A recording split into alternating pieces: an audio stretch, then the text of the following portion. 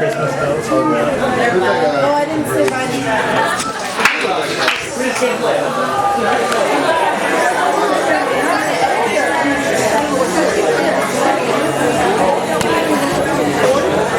I really did that for one.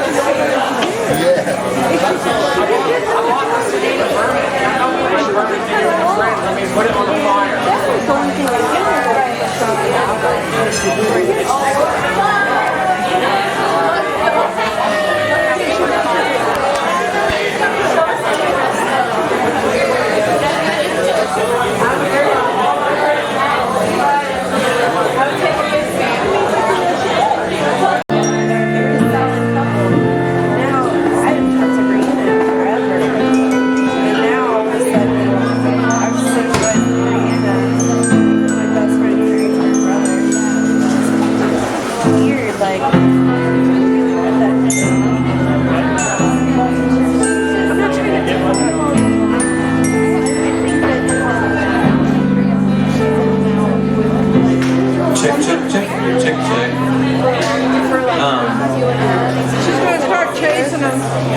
I don't know how it sounds out there.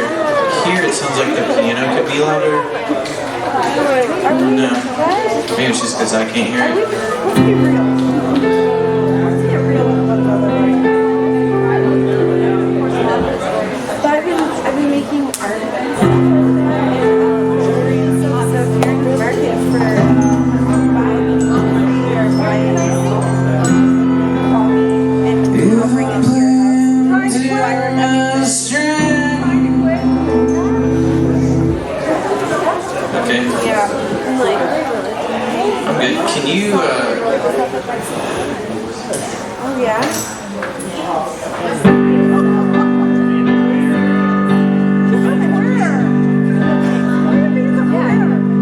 can you hear that at all? But when I said that one time, not knowing, we took it to that phantom. We grew up on it. We did not dance. Mom's looking around. It's funny because my boyfriend is more very in a towel talking to Comcast. He's like, listen, I paid you. Why can't I get on the internet? And I was like, what is going on? You're in a towel with a credit card right now. Like, what's happening? And he's like, I'm just saying Comcast is going to take over the world.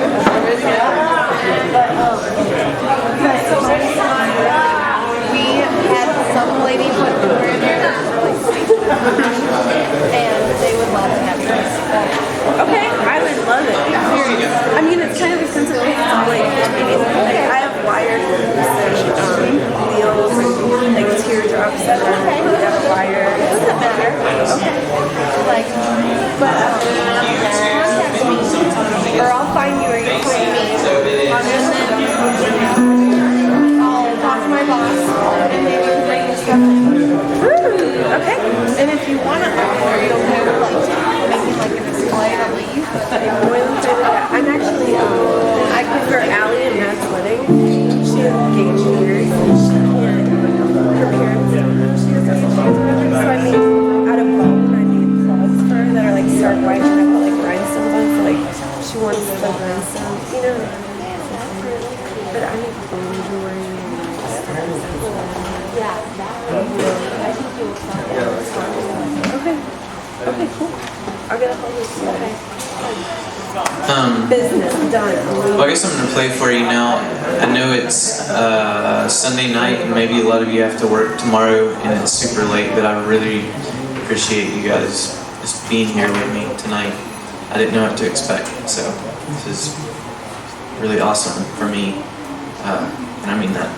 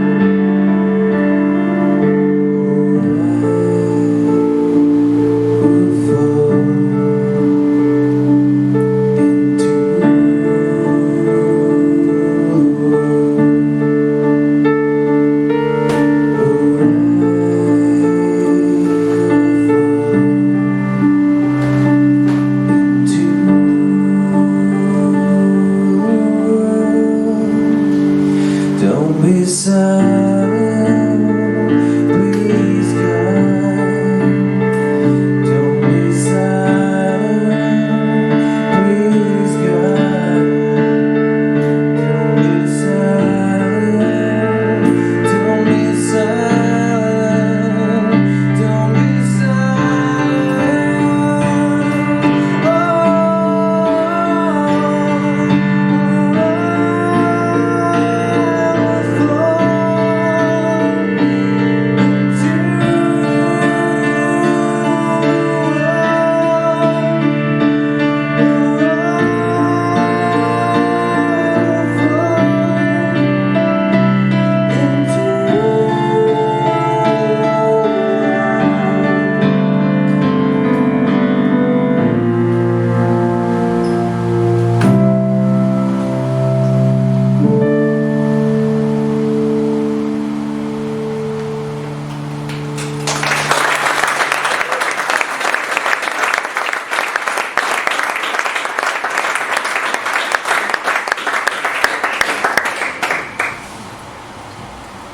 So, my name is Mark, and for the past 11 years I've been part of a band called Cool Hand Luke, and it's probably been 9 or 10 years since we played in Peoria, and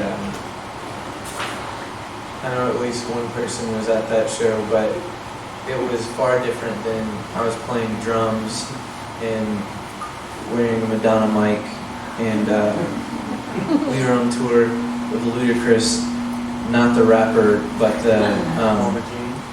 yeah, pre-Norma Jean, pre-good Norma Jean, and I don't know. I was telling Nick, I was thinking about it, and I've literally probably played 1,000 shows with this band over the past 11 years, and they all kind of blur together, and sometimes I feel bad because people ask me, or they're like, I talked to you at da-da-da-da Baptist Church in da-da-da-da small town outside of a real city. Because we never play real cities, we play like 45 minutes outside of a real city in a church basement or something. But I remember the Peoria show vividly for a lot of reasons. Anyway, I'm glad to be back, and if you've ever seen Cool Hand Luke before, you saw a band, and I'm sorry that that's not what you're getting tonight, but for the past several months, I've just been going it alone, and probably this is kind of the last phase of Cool Hand Luke, and I plan on still writing music and playing and touring as much as I can and recording and whatnot. I just don't know how much longer it will be called Cool Hand Luke because it seems, I don't know if pretentious is the word, but it just seems weird to say, hi, I'm Cool Hand Luke, because it's always been a band and it's never been primarily about me, and hopefully it hasn't been about anyone, because it's always been our ambition and our hope that this could be more than something to just entertain you for 45 minutes or to sell you something, but hopefully that we could be a bit of truth and point to Christ, who has a lot more to offer than our music does. So that said, I'm going to play a newish song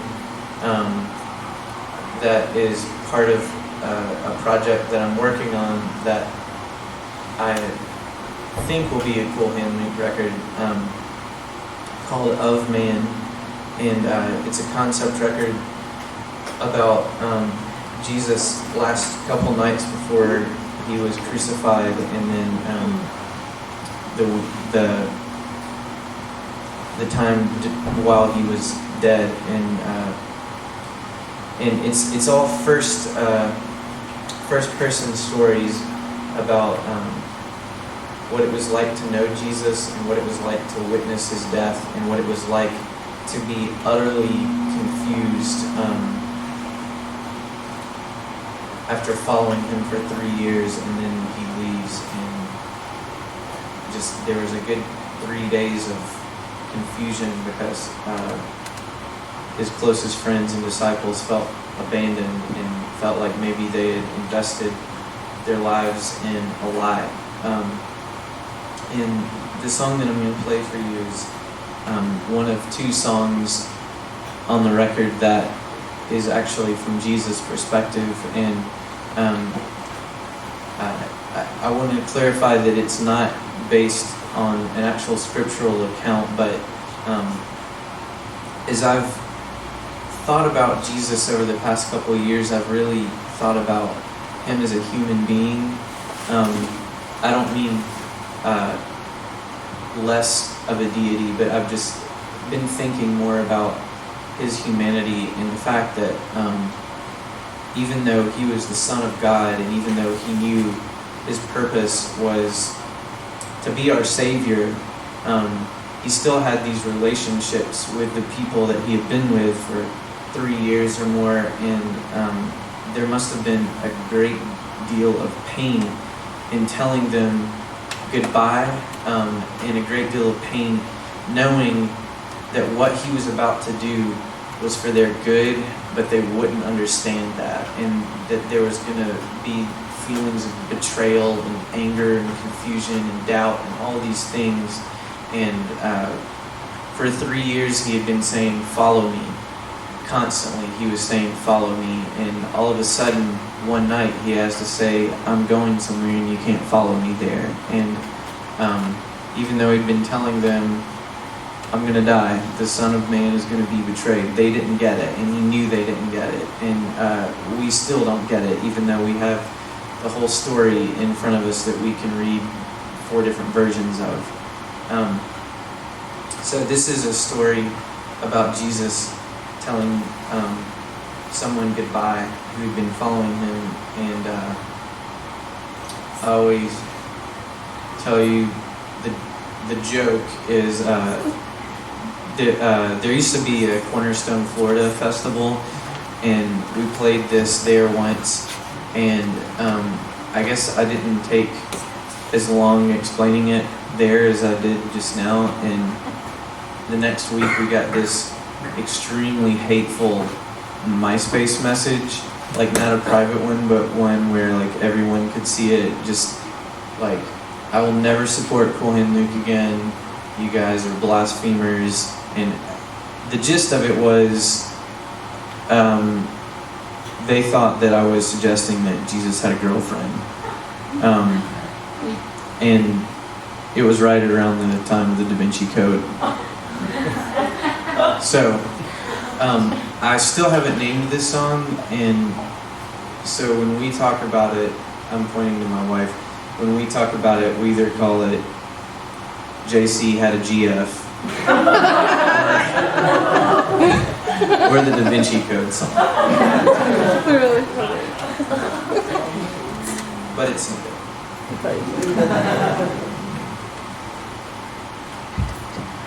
I always talk a lot and then I forget to take a drink of water before I start playing, and then I'm like, I've been doing that a lot over the past week.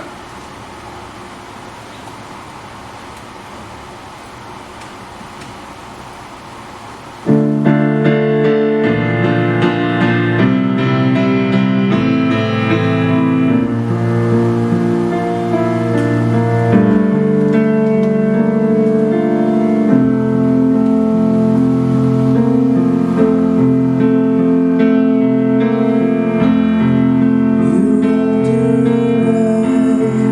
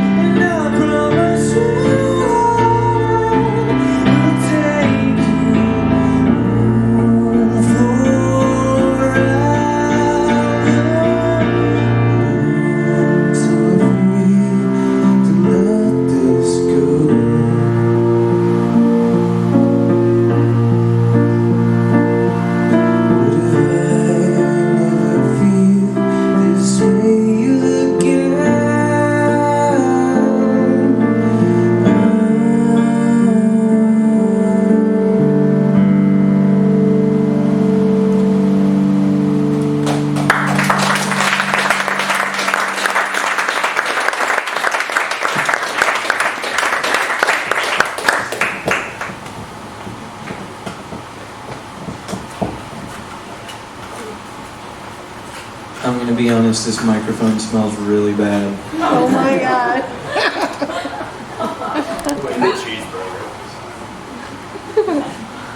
I used to carry alcohol swabs just for this very purpose, but I lost them somewhere along the way.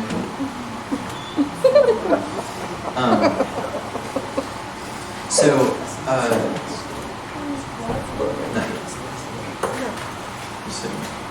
no.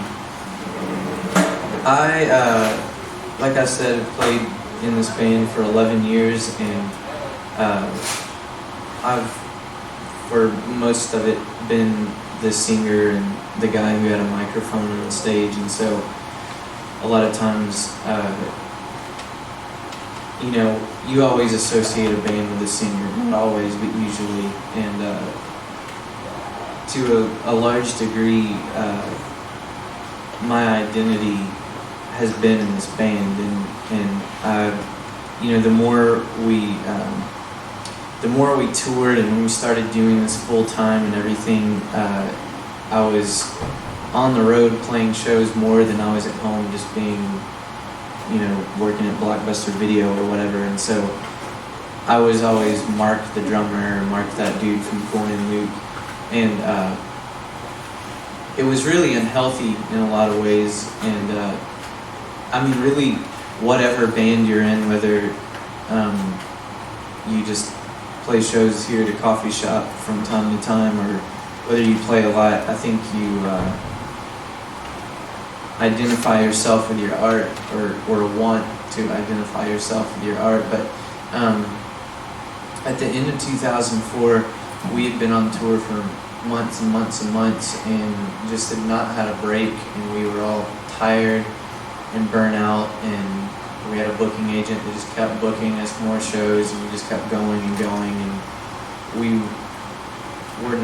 would be in the van for like 7 hours and not even really talk to each other, and it just became really a burden, and it became very difficult to feel sort of estranged from one another. You know, speaking about the people in the band, and then we would coalesce to pray before the show, which is, you know, an intimate thing and a serious thing, and we had not really talked all day, and then we go on stage and play these songs that are of and for Christ, and, you know, say these things about love and the gospel, and it was a difficult thing, and we decided that we should take a break, and the break ended up being a lot longer than we thought, and our guitar player left. He moved away and got married, and our bass player went back to school and started playing with another band, and I played drums in another band for a little while, thinking maybe it was just I just needed to play music and that would fulfill me, but it didn't, and it was good because my time in that band really showed me that it's not simply music that I'm passionate about, but it's being able to share my heart in, namely, the truth of the gospel with other people through music, or even the gimmick of music so that I can talk to you for 10 minutes before a song or whatever. But there was a good 8 months where I didn't know if Cool Hand Luke was going to be any longer, and I didn't have a band, and I just had to go find a job, and the only job I could find was this dumb store at the mall that I didn't care about, and no one knew who Mark from Cool Hand Luke was, and nobody cared who Cool Hand Luke was because we weren't on MTV, so it didn't concern them, and it was, you know, it was like a blow to my pride, and I would just be putting stock away and taking expensive lamps out to rich people's cars and thinking, man, the corner's still on, everybody knows why. You know, just, you know, the dumb things that you think, the big in Japan. But it was really, really important that I went through that, because I I just didn't know who I was. I had lost my identity, and we weren't even ever a big band, you know, like, I mean, you know, like, here I am in a coffee shop. I'm not knocking this, I love this, but like, we've never played stadiums and things like that, you know, so it was almost silly looking back on it that I would be so bent out of shape about this. But during that time, I really just was a normal dude who worked a job, and I was involved with my church, and I was just remembered that my identity is in Christ and not in this band, and God isn't nearly so concerned with the things that we do, our vocation, as He is just abiding in Him. And it's something that I have to learn over and over and over again. Well, this song was sort of a product of that time, and I hope that my focus is a little better now, and I don't know, that's not the point. I'm just going to play this song now. And I feel like it sounded like I'm not grateful to be here. I promise you, this like stokes me out. Like, it's 11 o'clock on a Sunday night, and you guys are just sitting here with me, and it really makes me feel good. And I appreciate Sarah booking this show, and it's rare when it's rare, like, in the whole 11 years when we play with bands that I enjoy and appreciate, and somehow we always get billed with like 7 hardcore bands, and I don't know, I'm gonna quit. But thank you all, is, I guess, the point.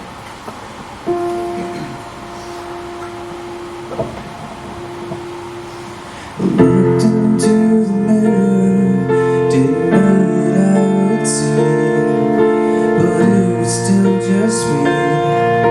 But it was still just me, with all these different images of who they think is me.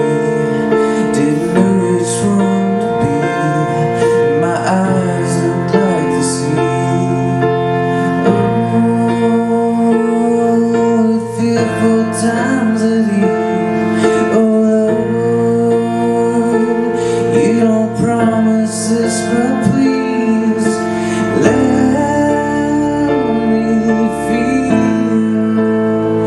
you now, because I know that you're here, whispering in my ear.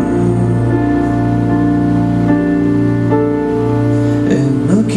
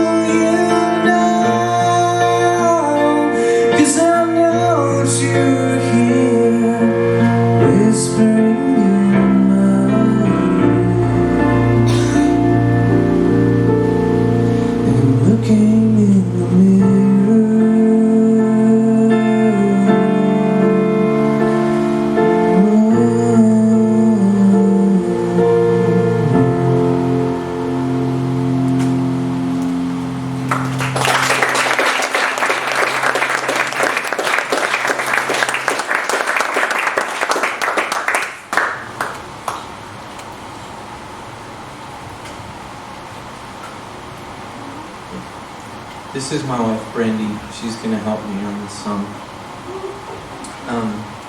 I always talk too long about this song, and I've had caffeine tonight, and I talk a lot when I have caffeine. So I'll try to keep it brief. But there are about 5 different ways I could explain this song, but I'll just say that